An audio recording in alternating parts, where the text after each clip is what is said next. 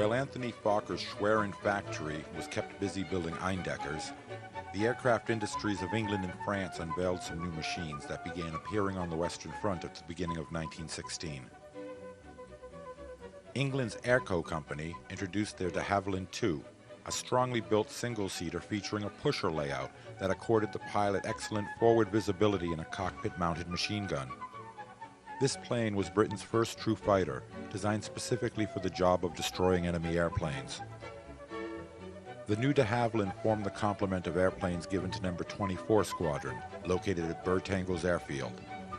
The squadron was commanded by Major Leno Hawker, the Victoria Cross winner from the previous summer.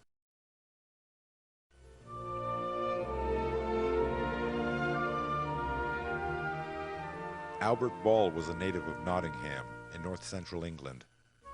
At the outbreak of war, he'd enlisted in the famed Sherwood Foresters and been gazetted a lieutenant. Self-assured and handy with mechanics, he'd only just turned 18 years old and quickly decided that what he really wanted was a transfer to the fledgling Royal Flying Corps. Using his own money, Ball taught himself to fly. He'd acquired a motorcycle and would wake himself in the wee hours to rush to the airfield where his lessons awaited, and then race back to the barracks in time for the morning reveille. After soloing, Ball was granted the transfer he wanted, and his first posting in France was to No. 13 Squadron, piloting the slow-moving BE-2s that were in such wide use at the time. Where a year earlier, the BE-2 had been one of the best planes available to the RFC, it had now become something of a flying relic. Nicknamed the Quirk by its crews, the very stability that had once made the design so attractive now created a serious handicap. The machine maneuvered so slowly that it presented an easy target for both aerial and ground gunners. Unfortunately, the Quirks would continue to remain in service long after their effective time had passed. Flying the Quirk, Ball demonstrated an aggressive approach that often found him on the German side of the lines, attempting to close on an enemy machine so his observer might take a shot. In the BE-2, this was risky business, and Ball's commanding officer would eventually transfer the young flyer to a fighter squadron, for which he was obviously better suited.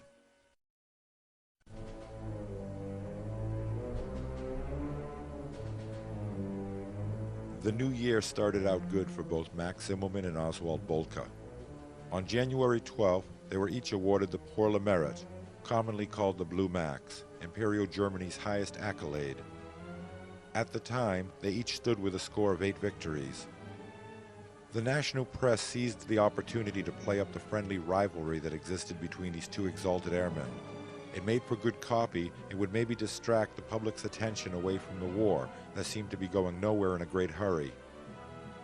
In January, Bolka destroyed 4 enemy machines in combat, including a victory over a Vickers gun bus, a new British two-seater that surprised him with both its maneuverability and the skill of its crew. In a fight that lasted for 25 minutes almost directly above the airfield at Douai, the German ace found his attacks repeatedly thwarted by the nimble handling of the gun bus by its pilot. Gradually, the dueling planes lost height until, when the British flyer was finally forced to make its run for home, Bolka got in a burst that killed the pilot and sent the machine crashing on the edge of his home airfield. At Schwerin, Tony Fokker continued to improve upon his Eindecker. The newest version of the fighter, the E-3, was now being delivered to frontline squadrons. Its major improvements included a more powerful engine and the addition of a second synchronized gun. In truth, the plane was hardly a favorite amongst the pilots using them. The engines were temperamental and the machines were neither easy to fly nor very maneuverable. But with the airplane's firepower now doubled, the Eindeckers easily outclassed any fighting machine on the other side. The situation was hailed as the Fokker Scourge by the Allied flyers, who formed the opinion that the slow-moving Quirks, Voisins, and Moraines were no more than fodder for the German fighters. The actual effect this scourge had on Allied operations is debatable. While the advantage the Fokker pilots possessed over the British and French aircrews did have a demoralizing effect, the numerical superiority of the Allies ensured that operations would continue. In 1915, British factories had produced a total of nearly 2,700 military airplanes, most of them two-seaters. The beginning of 1916 saw a race by the Allied air industry to develop newer, more advanced airplanes.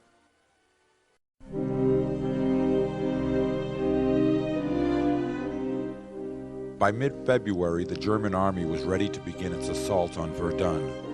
Since the beginning of the year, a continuous stream of German troops and artillery had choked the roads that formed the approach to this French fortress on the Meuse River. The Germans had massed 1 million soldiers against a defending French force of 200,000 troops, with the idea that a prolonged siege would draw in the remaining bulk of the French army spread over the Western Front. The German general, von Falkenhayn, was convinced that the back of the French army could be broken through attrition, leaving a clear path for the Kaiser's troops to march on Paris and thus bring an end to the war. If mankind had endeavored to create a hell on earth, he couldn't have pulled it off more effectively than he did at Verdun. The battle began on February 21st with a massed bombardment. 1,400 artillery pieces, arrayed along an 8-mile front, began a barrage that dropped nearly 100,000 shells per hour on Verdun throughout the first day of the siege. Woods and buildings were blasted to splinters, trenches obliterated, the earth churned to a wasteland, and countless thousands of men simply vanished forever under the assault of high explosives. When the German attackers climbed from their trenches and advanced across no man's land the following morning, they found stiff resistance offered by French troops who'd survived the bombardment. In addition, an extra division of soldiers had been sent piecemeal to man the front lines during the barrage. Still, the sheer bulk of the German force allowed them to make some initial gains, painfully grinding forward until by the third day of battle they occupied the French second trench line. It was here that the defenders held their ground and the real horror began. The battle for Verdun would continue on for the next 10 months, a series of sieges and counter-sieges that would result in the wholesale slaughter of nearly 1 million men. 1 million men sacrificed for a piece of real estate occupying a scant 10 square miles of ground. More than any other World War I action, Verdun would come to epitomize the futility and waste that characterized the war. The French had reached a critical moment with the Battle of Verdun. If their line broke, the German plan to break the back of the French army would succeed, and Paris would ultimately fall. At the onset of the siege, French reconnaissance airplanes had been denied access to the skies over the battlefield, and the defenders were forced to fight blindly without the benefit of aerial intelligence. The relatively small force of the Fokker pilots, led by the great German ace Oswald Boelcke, ensured that no French machine was able to operate over Verdun airspace. Realizing that air supremacy must be secured over the enemy, 24 French squadrons were pulled from the north and relocated to operate from airfields behind Verdun. Equipped with the excellent Nieuport Scout, including the newer improved Nieuport 17, 5 new escadrilles de chasse were formed and rushed into battle. The famous Storks Escadrille, still under the capable leadership of Felix Brocard, was expanded to include an additional 3 squadrons, and together these 4 escadrilles formed France's first Groupe de Chasse. Brocard, now responsible for an entire combat group, stepped up his search for the most gifted and talented flyers at his country's disposal. As the terrible slaughterhouse on the ground churned on, the courage and skill of the French pilots became legendary as they took the air war on the offensive. Soon, a handful of French flyers began to emerge as aces, and the overwhelming superiority of the Fokker Eindeckers finally came to an end. 2 pilots who would distinguish themselves as members of the Storks were Captains Alfred Hurto and René Dorme. Before being invited to join Les Secondes, Hurto had achieved the distinction of shooting down an enemy airplane with just 1 bullet. A colorful character, Hurto often amused himself in battle by thumbing his nose and making otherwise obscene gestures at the German pilots he fought. He felt that by showing this contempt, he could increase the enemy's hatred and hopefully drive them to the point where blind fury would overcome their sense of caution. René Dorme, on the other hand, established himself as a no-nonsense flyer who strove to master all aspects of the Nieuport he flew. He could recover from a spin with no more than a quarter turn of his plane, and taking no chances, involved himself in all facets of the machine's maintenance on the ground. An exciting rivalry quickly developed between Hurto and Dorme as their scores increased side by side above the gruesome slaughterhouse of Verdun. After downing 6 German machines in the space of a single week, Hurto jumped ahead of Dorme and was to hold this lead until he finally met his death in combat a year later. Another gifted Frenchman who made a name for himself over Verdun was Jean-Marie Nevers. Described as an angular-faced, dark-eyed collection of nervous energy, Nevers was the son of a wealthy paper manufacturer who'd taken up flying as a hobby before the outbreak of war. Originally serving in MS-12, he was eventually posted to N-67, a brand-new chase escadrille formed around the Newport Baby, and hurried into battle at Verdun. Determined to lay waste to the myth of the Fokker invincibility, Nevers threw himself into the battle with a ferocity that unnerved even his own squadron mates. By the end of his first month at Verdun, he had achieved ace status, and as April arrived, with its longer daylight hours, Nevers took to flying 5 or 6 patrols each day. Whenever possible, Nevers would fly alone, and by the beginning of June, his score stood at 12 victories. While the younger pilots in the squadron idolized Nevers, his commanding officers were less than pleased with his disdain for authority and regulations. He often had the habit of abandoning formations to go off alone after German machines he spotted, and on the ground refused to file his combat reports and other paperwork expected of him. On more than one occasion, Nevers was placed under open arrest, and each time he'd return to combat even wilder and more undisciplined than before. On June 17th, while attacking an Aviatik two-seater, Nevers was hit by a machine gun burst that left him dizzy with shock. Weak from the loss of blood, he managed to get his Newport back to his own lines and onto the ground before passing out. Already something of an eccentric, Nevers had slipped into a deep depression and was now prone to violent outbursts of temper. When eventually discharged from the hospital, he spent his convalescence in Paris. The sight of the stooped, metal-bedecked figure carrying a cane became a painful sight at the restaurants and bistros in that city, as he systematically set out to drown himself in alcohol. Something had snapped in Jean-Marie Nevers, and his self-destructive behavior increased to the point that he was committed to a sanitarium, where he would spend the next 2 years.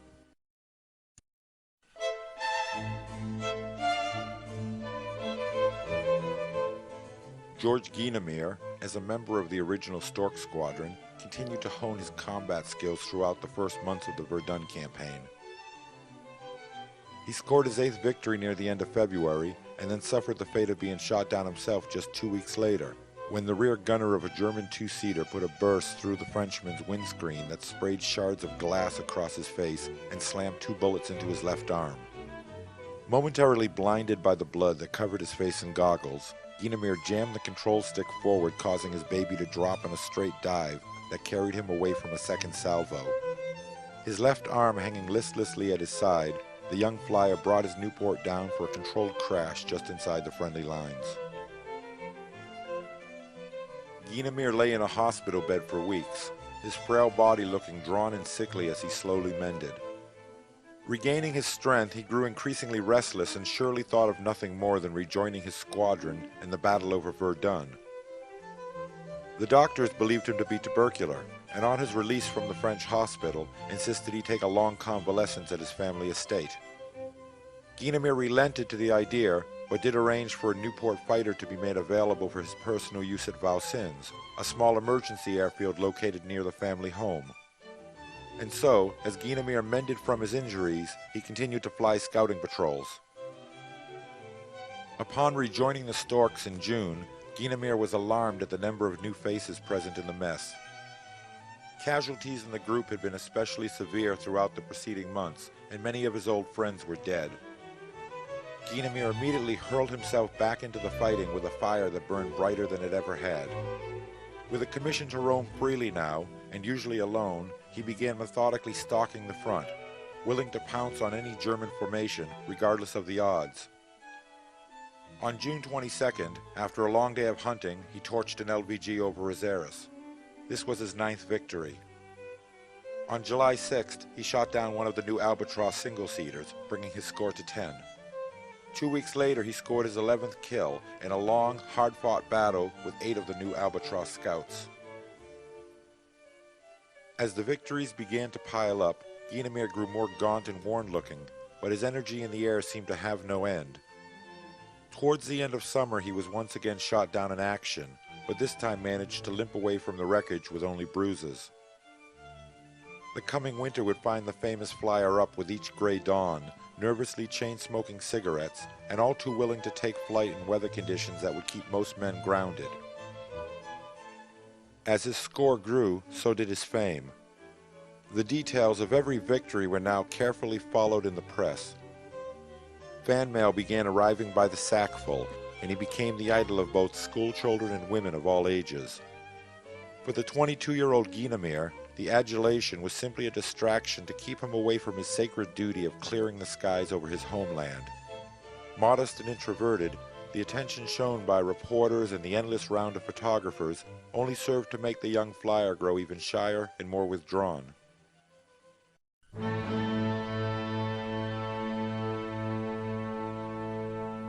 When Europe plunged into war in August 1914, America had shown no desire to get involved in the conflict. Although President Wilson had issued a proclamation declaring his nation's neutrality, there were nevertheless quite a few American citizens who had no intention of staying out of the Great War. Hundreds of American volunteers found their way to the war by either crossing into Canada and offering their services to Great Britain, or by buying their own passage and sailing to France, where they could enlist in that nation's service. These young men, drawn from all across the vast American continent, came to Europe for a variety of reasons. Some were motivated by a sense of idealism, believing the German war machine would, if left unchecked, eventually snuff out freedom on the continent. Others were driven by ancestral ties to Great Britain and France, and more than a few of the volunteers were simply adventurers, determined not to miss out on this war to end all wars. Of all the U.S. citizens who were to serve the Allied cause, none would capture the imagination of the public as completely as those who eventually came to form the Lafayette Escadrille. A handful of these young Americans had already been living in France at the onset of war. William Thaw had been working abroad as a salesman for an American firm. Bert Hall was making a modest living driving Parisian taxicabs, and James Bach was a mechanical engineer employed by a French company. Others had immediately sailed for France in the opening weeks of the war. In this group were Kiffin and Paul Rockwell, brothers from Asheville, North Carolina, Robert Suberin, a former race car driver, and Diedler Mason, already an experienced peacetime flyer. Some of these volunteers, wishing to get into action as quickly as they could, signed up with the French Foreign Legion. The Foreign Legion was a multinational group serving with the French, whose special status as mercenary soldiers would not jeopardize their citizenship in their home nations. Most of the Americans, however, found themselves serving in the American Ambulance Corps, an all-volunteer organization. Norman Prince, the privileged son of a wealthy Boston family, arrived in France in early 1915 and immediately offered himself to the French Air Service. Before leaving the United States, he had taught himself to fly airplanes at the Burgess Flying School in Marblehead, Massachusetts. The idea being that the French wouldn't hesitate to admit a trained aviator into its ranks. To his surprise, the French politely refused Prince's offer. There was the issue of America's neutrality, and besides, there was no shortage of French citizens volunteering for the air service. Prince was not to be put off so easily. In fact, he had an even larger idea that he began promoting to anyone who would listen, the idea of an all-American squadron serving the French effort. Although the idea was received with little enthusiasm by the French government, many of the American volunteers serving in the Ambulance Corps and the Foreign Legion embraced the concept of an all-American frontline unit. Prince continued to pester important officials and influential Americans living in France, until it was eventually agreed that the volunteers should be allowed to form their own escadrille. On April 18, 1916, the first American flyers reported to Luxeuil Airfield to begin serving in Newport 124, named the Escadrille Americaine.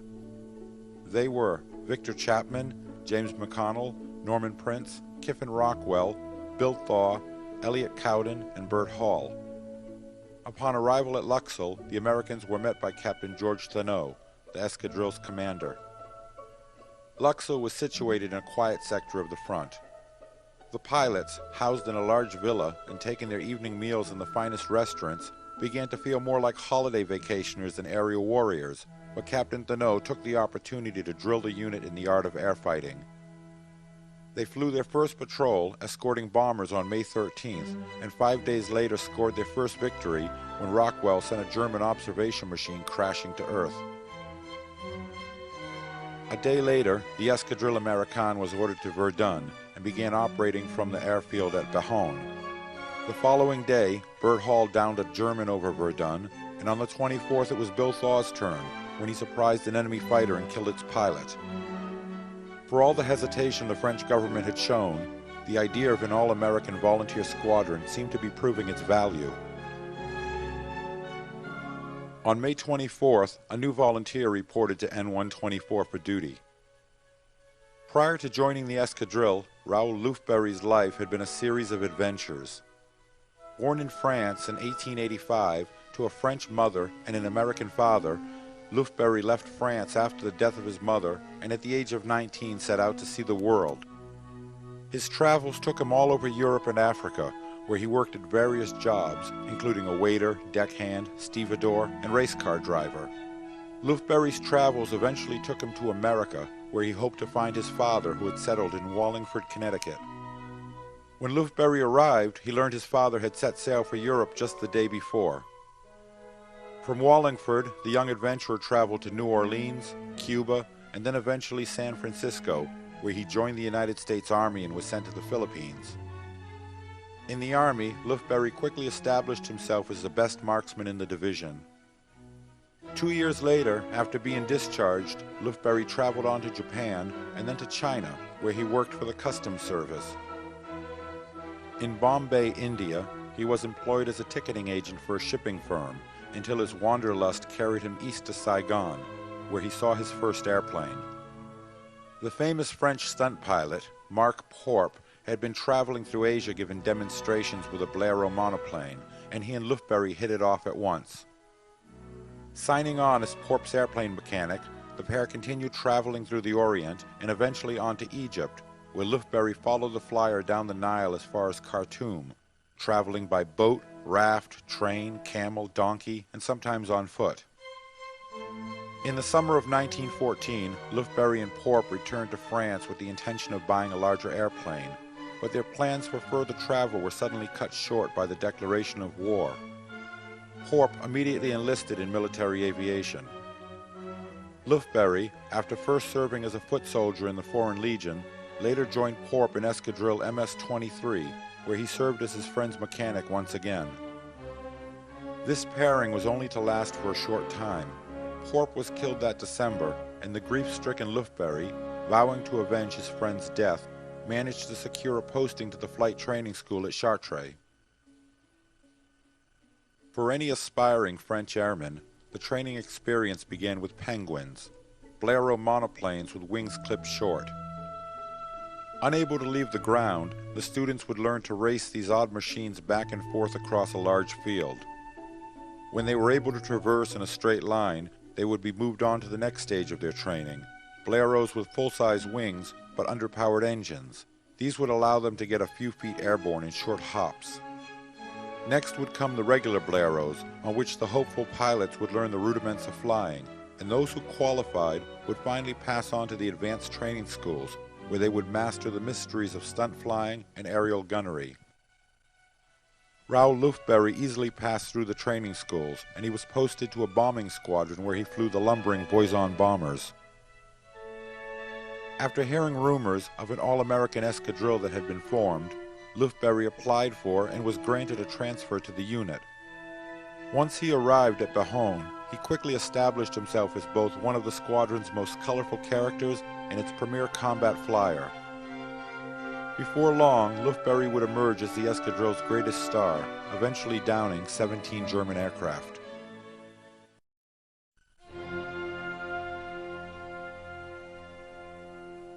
On June 18th, Max Immelmann, Germany's greatest air hero, was killed. In the late afternoon, he led a flight of 4 Eindeckers into battle against 8 British Fe-2Bs of No. 25 Squadron. The Fees had just crossed the lines near Arras, intent on photographing the German positions, when Immelmann's flight intercepted them. After a long-running fight that scattered the participants over some 30 miles, Immelmann brought down one of the British machines, with both its pilot and observer wounded. This was his 16th victory. Later that evening, Immelman again found himself in a battle with the pilots of No. 25 Squadron, this time near the French town of Lens.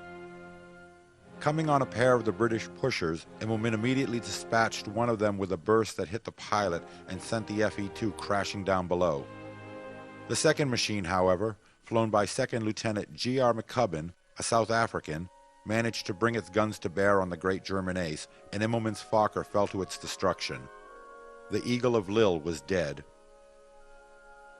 As Germany mourned the loss of its first ace, rumors began to emerge that he had not been vanquished by the enemy, but had been killed when the interrupter gear in his Fokker failed and he shot off his own propeller. This theory was widely accepted at the time.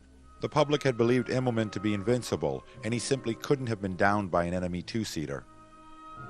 On the British side of the lines, McCubbin was officially credited with the ace's death and was awarded the Distinguished Service Cross for this action. After examining the wreckage of Immelman's machine, a board of inquiry decided that mechanical failure, not enemy gunfire, had indeed been responsible for the crash. Anthony Fokker was outraged by the ruling. He believed the decision had been influenced by some of the powerful German firms in competition with him to supply airplanes to the Flieger Troop. Indeed, Fokker's status as a Dutch national had already made it difficult to conduct business inside the fatherland. There had been ongoing problems in securing the contracts needed to supply the Dutchmen with the better, more powerful engines being built by the Mercedes and BMW firms. The German aircraft industry, particularly the Albatros Company, with their new single-seat biplane, had been able to design their machines around the best engines available, and the new planes being tested by Fokker's team at Schwerin would have no chance of competing fairly for military contracts. With the death of Max Immelman, the day of the Eindecker's favor had come to an end. The German aviators were now distrustful of the machine, and as new types of airplanes were introduced, the once superior design was now rendered obsolete. Many of the frontline fighter squadrons were now being re-equipped with a decent performing Scout designed by the Albatros Company. The D-1, built around a 150 horsepower Mercedes engine, was a wooden frame biplane that was both rugged and maneuverable. Introduced to counter the growing threat presented by the British de Havilland and the French Nieuport fighters, the Albatros would continue to evolve and would remain in service until the end of the war.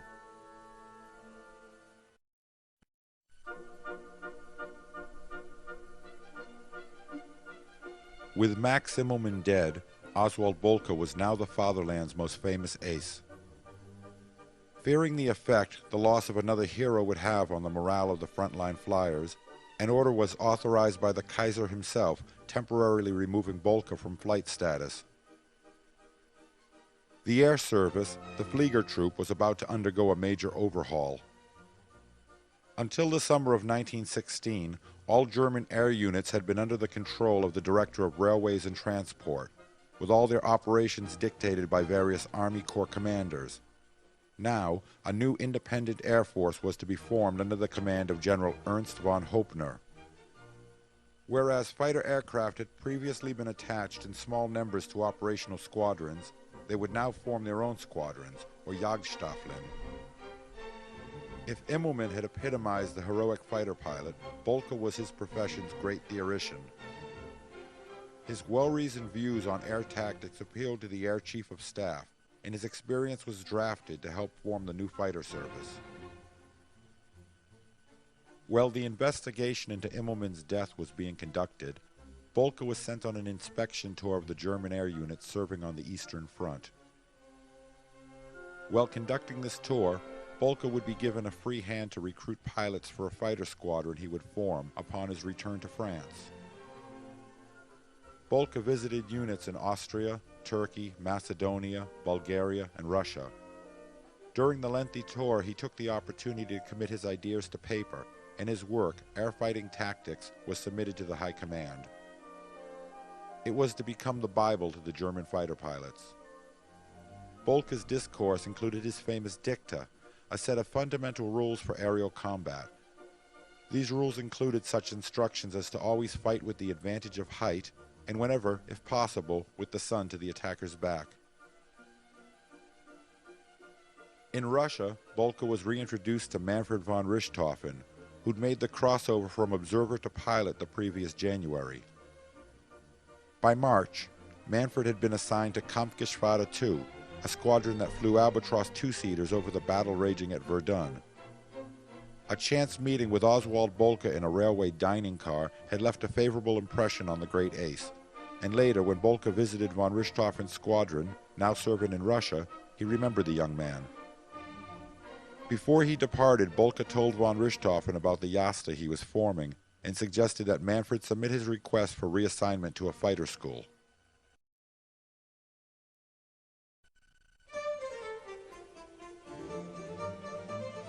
On June 24th, the British had unleashed the massive 8-day-long bombardment that signaled the start of what was to be their big push of 1916, the Battle of the Somme.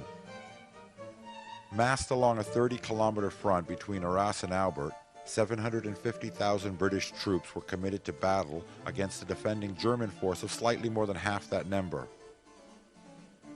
Although the battle was to continue into November, it is chiefly remembered for the casualties incurred.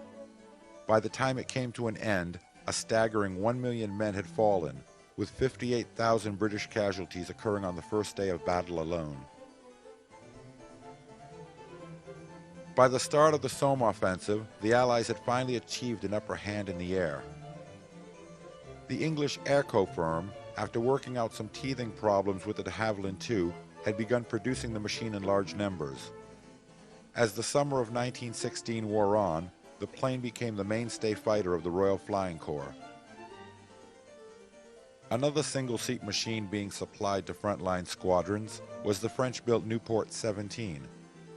A more powerful, slightly larger development of the Nieuport Baby, the Scout came equipped with either a wing-mounted Lewis or a synchronized Vickers machine gun. The plane was an immediate hit with the pilots who flew them, being both fast and maneuverable, and French escadrilles began employing them alongside their babies. The Royal Flying Corps also began receiving Nieuports and would eventually field 5 squadrons equipped with the plane. One British pilot showing success with the Nieuport 17 was Albert Ball, who'd survived nearly a year of frontline flying in the slow-moving Quirks before being reassigned to Scouts. Posted to No. 11 Squadron shortly before the Battle of the Somme began, he scored his first victory over a Roland two-seater on the 2nd of July. From here, his score began to mount steadily. Ball's style of attack has often been compared to that of the great French ace Georges Guynemer. Like Guynemer, Ball preferred hunting alone, and showing nerves of steel, would get as close to the enemy as possible before opening fire. A favorite tactic of the young Englishman was to race head-on towards a German machine, until when a collision seemed imminent and the German would break off to the side, Ball could be afforded a brief but often lethal shot. To his squadron mates, Ball was considered something of an eccentric. When not in the air, he spent hours tinkering with his Nieuport's engine and gun. While other pilots might spend their evenings in the officers' mess, gathered around the piano with drink in hand, Albert Ball could be found strolling about the barracks playing concertos on his beloved violin. When fellow flyers had complained about Ball's musical aspirations, he moved out of the barracks and into a tent behind a hangar. Shy and somewhat of a loner, he grew a vegetable garden, was fond of reciting poetry, and refused to wear a helmet or goggles in the air, preferring, he claimed, to feel the wind in his long wavy hair. By midsummer, with his reputation on the rise, Ball took his Nieuport fighter to No. 60 Squadron, where he was officially given a roving commission. This arrangement freed him from scheduled squadron patrols and allowed him to roam freely. By the end of September, he would have 30 confirmed victories to his credit. A famous story about Albert Ball concerned an incident where Ball had attacked 2 Albatros fighters far over the German lines, and rather than fight, they turned tail and fled. Outraged over their cowardice, Ball had scribbled a note and dropped it on the German airfield, challenging the airmen to a fight the following day at the same location. When Ball arrived the next day, he found the 2 Germans circling as prescribed, but as he hurled himself towards his adversaries, 3 more albatrosses came screaming down from overhead. Ball had been caught in a trap, and for 20 minutes the 6 machines twisted and turned in a dogfight that found him losing precious altitude and beginning to run low on ammunition. When Ball's plane suddenly dropped out of the fight and fell earthward, it appeared that the Englishman had finally been hit by a German bullet. As the ground raced up to meet him, Ball cut the throttle and brought his machine down in a large field where it rolled to a stop. The flyer slumped over in the cockpit, wounded or possibly even dead. The Germans were elated. Here was the great Albert Ball, brought down with his plane intact. As 2 of the German victors prepared to land and take the British ace prisoner, the other 3 raced home to their squadron to spread the news. Ball's would-be captors landed alongside the plane and began walking towards the British pilot, at which point Ball sat up and waved at the astonished German airmen before opening his throttle and flying off towards the British lines.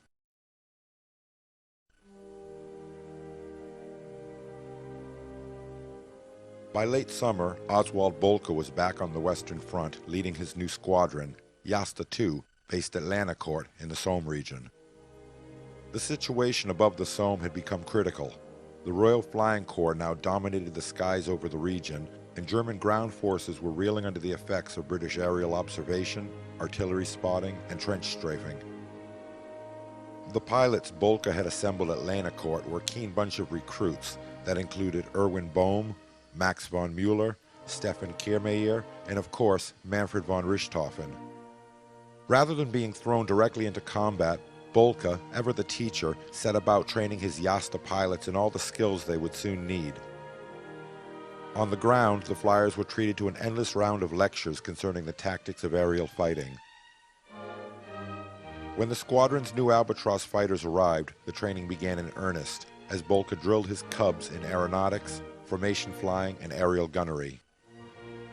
Throughout this training period, Bolka would often rise at the first light of dawn to fly a lone combat patrol that inevitably resulted in the destruction of an English airplane.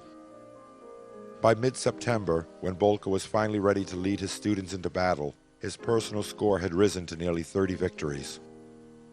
On September 17th, the pilots of Jasta Bolka tasted blood for the first time, with Erwin Bohme and Manfred von Richthofen each scoring their first victories over British machines.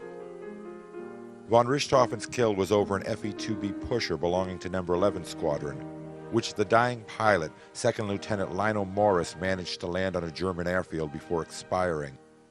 The observer, Captain Thomas Rees, was already dead, earning him the distinction of being the first man to die under the guns of the future Red Baron. By sad coincidence, the Rees family suffered a double tragedy on this day, when Tom's younger brother John was struck and killed by lightning at home in England. A week later, von Richthofen scored again, this time over a Martinsyde single-seater, and then on September 30th brought down another FE-2B from No. 11 Squadron. The English pilot, Lieutenant E.C. Lansdale, had joined his squadron less than 2 weeks earlier. The gunner, Sergeant Albert Clarkson, was one of No. 11 Squadron's most experienced observers, having been officially credited with shooting down 3 German airplanes. For victory number 3, von Richthofen had been flying one of his Jasta's new Albatross D2s, which offered some good improvements over the D1, including a slightly more powerful engine and stronger wings. On the 1st of October, Bolka scored his 30th victory, and he and his flyers were suddenly treated to a week's break from the fighting when the weather turned atrocious. By the 7th, they were up again, and this time Manfred von Richthofen scored over a BE-12 belonging to RFC No. 21 Squadron. The BE-12 was the result of a bizarre attempt by the Royal Flying Corps to create a fighter out of its outdated BE-2 Quirk design, which had been produced in such great numbers. With the front cockpit closed over and a more powerful engine installed, a forward-firing gun was mounted for the pilot's use in the unlikely event that he would ever manage to outmaneuver a German machine. Von Richthofen's BE-12 had been a remarkably easy victory to win, and had fallen near the village of Equincourt, with its pilot, 2nd Lieutenant William Fenwick, killed by a shot to the head. Von Richthofen, ever the hunter, recovered a trophy of his kill by cutting the serial number from the side of the smashed British machine. The German pilot had in fact been able to collect souvenirs from 3 of his first 4 victories. This practice was to continue throughout the career of the young Baron. At first, his souvenirs were displayed on the walls of his room, but as the collection of smashed propellers, machine guns, aircraft markings, and other mementos grew, he began sending them home to his family estate as Schweindnitz. In addition, he sent instructions to a Berlin jeweler for a small silver trophy cup to be inscribed with the number, type, and date of each victory. Every 10th cup, von Richthofen requested, should mark the decade by being twice as large as the others. The jeweler would eventually inform the flyer that there was no more silver to be had to continue the trophies, but not before he would have inscribed some 60 of the cups.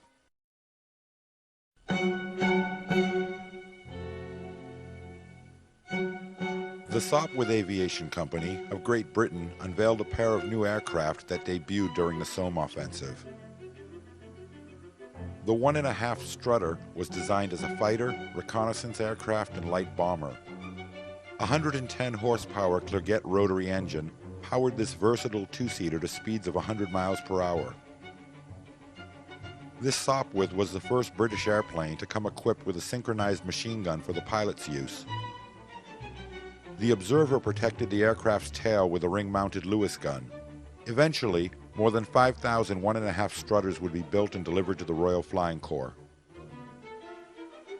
Sopwith also began deliveries of its newest single-seat fighter, the Pup.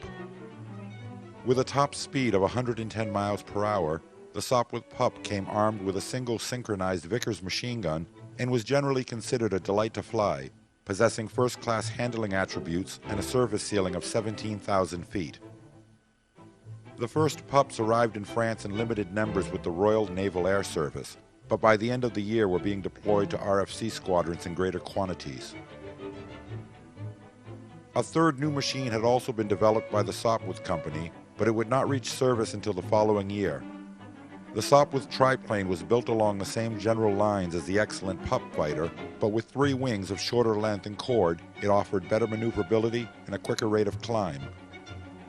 When the airplane eventually reached combat, it would be with the Royal Naval Air Service, where it would have a brief but spectacular career. The French Air Service was also treated to a fine new fighter with the introduction of the Spad 7. Fast and sturdy, the Spad was one of the most rugged machines to see action during the war. Powered by a 175 horsepower Hispano-Suiza engine, it could achieve a top speed of nearly 120 miles per hour in level flight and considerably more in a dive without losing its wings. Although the plane wasn't as maneuverable as the Nieuport fighters that were in such wide use in the French Air Service, it could outdive anything in the air and endure a remarkable amount of punishment in battle. When the famous Storks group began its transition to the new fighter, George Guynemer was one of the first men to fly it in combat. He immediately proved its effectiveness with a spectacular string of successes.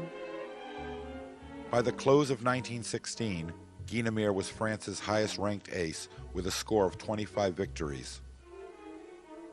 For Guynemer, greater fame was still to come, and the Spad fighter would forever after be associated with the unassuming French hero.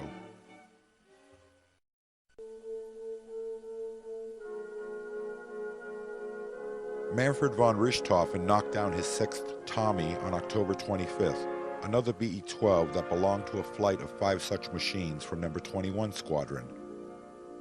The Englishmen had been on an offensive patrol that had brought them over the lines to the vicinity of Bapaume.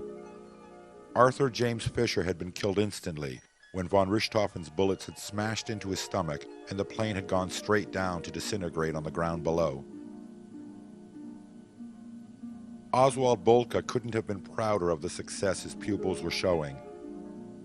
Jasta II was establishing its reputation as the greatest German squadron, and by now even the English were taking note of the unit's record. On October 25th, Bolka took his 2 best pilots, Manfred von Richthofen and Erwin Böhme, on a patrol that eventually led them into a scrap with British single-seaters belonging to No. 24 Squadron. In the ensuing dogfight, Bolka and Böhme each found themselves closing on the same British machine, neither aware of the other's presence. With Boma above, the two Albatross scouts briefly collided, and Bolka's machine dropped like a stone, its upper wing buckled in trailing fabric. Minutes later, the pilot's lifeless body was pulled from the wreckage of his smashed airplane. The great Oswald Bolka, victor of 40 aerial combats, was dead at the age of 25. The pilots of Jasta II were stricken with shock and grief at the loss of their mentor. Erwin Boma, blaming himself for the accident, had to be talked out of committing suicide. As the fatherland mourned the loss of its greatest flyer, Bolka was buried with honors at the cathedral in Cambrai. Von Richthofen, Bolka's greatest student, carried his leader's medals in the procession. The Royal Flying Corps acknowledged their fallen opponent by dropping a wreath over Cambrai bearing the inscription, "To the memory of Captain Bolka, our brave and chivalrous foe." Jasta II was officially renamed Jasta Bolka, a name the squadron still bears to this day. In the days following Oswald Bolka's death, Manfred von Richthofen continued to drive British aircraft from the skies over the Somme. He scored kills on November 3rd, the 9th, and then on the 20th brought his victory tally to 10 when he downed two British machines, one in the morning and one in the afternoon. After he had shot down his 8th plane, von Richthofen had expected to receive notification that he would be awarded the Pour le Mérite, as both Bolka and Immelmann had for this achievement. To the flyer's chagrin, no such award was immediately forthcoming. The High Command, recognizing that the nature of the air war was becoming such that a pilot might reach the 7 victory mark in a relatively short time, raised the requirement to 16 victories. Manfred would have to wait for his Blue Max. After Bolka had fallen, the leadership of Jasta II had been handed to Lieutenant Kehrmayer, who had 10 victories of his own when he took charge of the unit. Kehrmayer's command was to be short-lived. On November 22nd, he lost his life after a fight with 2 flyers from RFC Squadron No. 24. Stationed at Bertangles, No. 24 Squadron was, like Jasta II, a fighting unit of seasoned flyers that had been hand-picked by England's most famous pilot, Major Leno Hawker. Originally formed around the new de Havilland fighters to counter the Fokker Scourge, the squadron was now primarily assigned to providing escort for the busy British two-seater squadrons operating over the front. On the day after Jasta II lost its new commander to pilots from No. 24 Squadron, the British unit was to lose its own leader as well. On November 23rd, Manfred von Richthofen won his 11th aerial duel over what would be the most famous opponent of his career. Major Leno Hawker, with 9 victories to his credit and holder of the Victoria Cross, was leading a flight of 3 machines northeast of Bapaume when they'd encountered albatrosses belonging to Jasta II. As the opposing pilots paired off into individual duels, Hawker found himself locked in a tight spiral with the Albatross D2 flown by Manfred von Richthofen. Around and around they went, first to the right, then to the left, neither flyer able to gain advantage over the other. As the pair of planes came lower and lower to the ground, Hawker knew that his situation would soon be critical. His fuel was by now running low, and the prevailing winds blowing to the east would only serve to make the trip home more difficult. With the ground now only 150 feet below, Hawker made his bid for a dash towards the British lines, and von Richthofen, seizing the opportunity, got off a burst that hit the Englishman in the back of the head. Hawker's machine crashed in the shell-pocked landscape just a mile or so short of the front lines.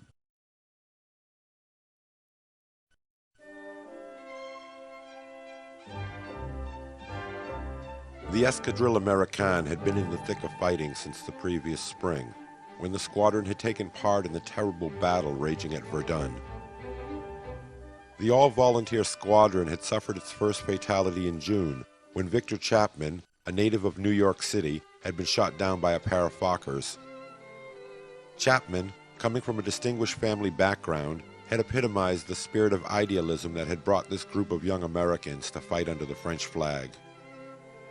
After graduating from Harvard, he'd been studying architecture in Paris when Germany had invaded, and he'd immediately enlisted in the Foreign Legion, determined to do his part to preserve the liberty of France.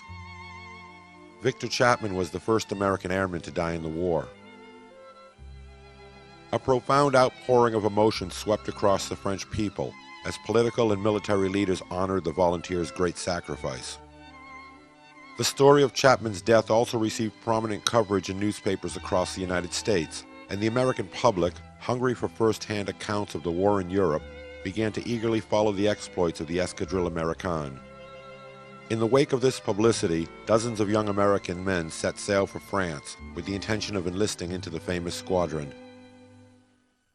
The battle for Verdun had proven particularly grueling for the outnumbered flyers of the French air service, but when the British finally began their offensive in the Somme region and some German squadrons were redeployed to the north, the situation improved. In the weeks following Victor Chapman's death, the flyers of the Escadrille Americaine began to show some success when Bert Hall, Norman Prince, Kiffin Rockwell, and Captain Thénault each scored victories. On the last day of July, Raoul Lufberry began a four-victory spree that culminated with a pair of German planes shot down on August 4th. In mid-September, the Escadrille was pulled out of Verdun and sent to Le Bourget, the great aviation center on the outskirts of Paris. The Americans had accounted well for themselves, and the squadron victory roster sat at 12 kills. At Le Bourget, the squadron was to receive Newport 17s, and while awaiting their new machines, they drank their way through what seemed like every cafe and bar in the French capital. It was during this stay in Paris that the Escadrille acquired their famous mascot, Whiskey, a young lion that the flyers bought for the price of 125 francs. The sight of the drunken American aviators and their lion mascot prowling the sidewalks of Paris must have raised more than a few eyebrows among that city's population. A few months later, after deciding that Whiskey needed a sweetheart, a young lioness was procured, which the pilots named Soda. When the American flyers received their new aircraft, they were issued orders sending the squadron back to Luxeuil, the same field where they'd begun their operational flying earlier in the year. Almost immediately, the Escadrille suffered its second loss when Kiffin Rockwell fell into a trap set by German fighters, sitting in high weight above a seemingly helpless two-seater. Rockwell fell just behind the French lines, not a mile from where he'd scored the Escadrille's first victory 4 months earlier. When pulled from his wrecked Newport, his squadron mates were horrified to see a large hole in his chest where an explosive bullet had scored a hit. That same morning, Lufberry had escaped a similar fate, when he too had attacked a German observation plane and had been swooped down on by 3 Fokkers. Only by the narrowest margin had he been able to escape the trap and had brought his machine home riddled with holes. The Escadrille Americaine had no sooner settled into their new home at Luxeuil when they received orders to move again, this time to Cachy, up north in the Somme. Cachy was a huge airfield that served as the home base for nearly a dozen escadrilles de chasse, including the celebrated Storks Group. The brightest star in this universe was, of course, George Guynemer, who had just blasted his 25th German from the air and was now flying the rugged Spad fighter.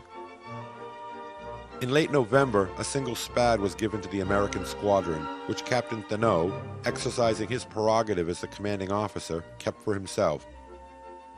More allotments of the new fighter were quick in coming, and the Escadrille gradually re-equipped.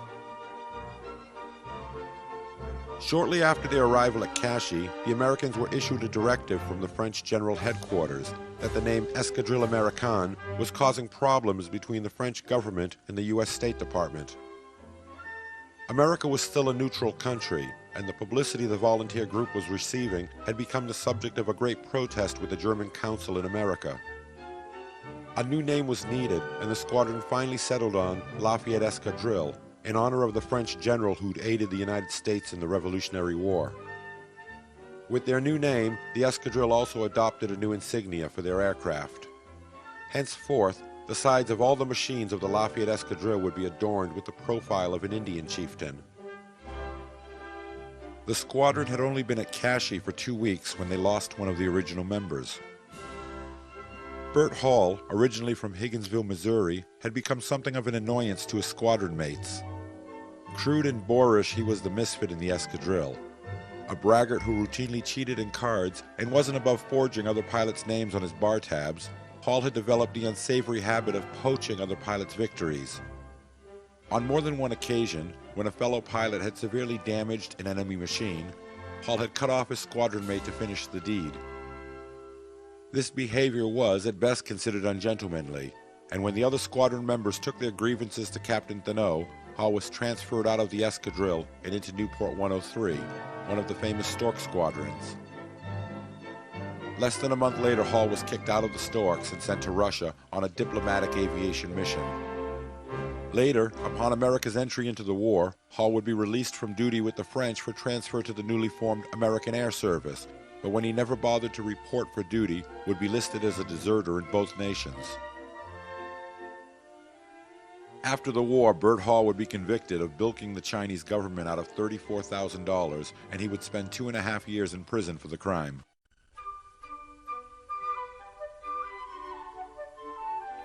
A frequent visitor to the Lafayette Escadrille's mess hut was Charles Nungesser, who'd been involved with the war since nearly the beginning. Like Raoul Lufberry, Nungesser had set out from France as a young man in a series of adventures that found him working as a professional boxer, mechanic, factory worker, private pilot, and finally as a race car driver in South America. When the German army had flooded into France in August of 1914, the tall, blonde Frenchman had packed his worn suitcase and sailed for home on the first boat available. With the war barely a month old, Nungesser was serving as a lieutenant in the infantry when he found himself cut off behind the lines with 2 men he was leading. While sneaking through fields and hedgerows, the trio had eventually ambushed a German staff car and killed its 4 occupants. After stripping the enemy officers of what might have been important documents, Nungesser had jumped behind the wheel and begun a madcap rush back to the French lines that ended with the car riddled with bullets, but, indeed, some valuable intelligence gathered for the French generals. Nungesser was awarded the Médaille Militaire and allowed to keep the car. It didn't take long for Charles Nungesser to transfer to aviation, first serving as a Voisin bomber pilot before being assigned to N-65, where he flew Newport Scouts. In the tradition of the great French aces, Nungesser generally flew alone, often returning to his home field with his machine riddled with holes. Brave to the point of recklessness, and with a superb feeling for aerobatic flying, Nungesser quickly began knocking down enemy aircraft. By the beginning of 1916, he had been awarded the Legion of Honor and was one of the pilots selected to test fly a new biplane designed by the Ponnier Company. After barely leaving the ground, the Ponnier, woefully unstable, fell out of a turn and dropped to the ground in a spectacular crash. Nungesser was pulled from the wreckage with most of his teeth gone, his jaw unhinged, and both his legs broken. 3 weeks later, he appeared on the flight line at his home field, hobbling on crutches, but ready to resume combat operations. Before the end of hostilities in 1918, Nungesser would be wounded 17 times and would eventually need to be lifted in and out of his cockpit by his mechanics. By the time of Verdun, Nungesser was granted a roving commission and had briefly attached himself to Newport 124, where he flew alongside the volunteers of the Escadrille Americaine.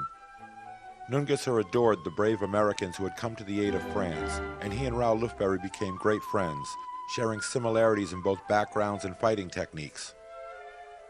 Later, when the Escadrille was stationed at the huge field at Cashy, the French ace had become a common sight, holding court in the local cafes with the Americans.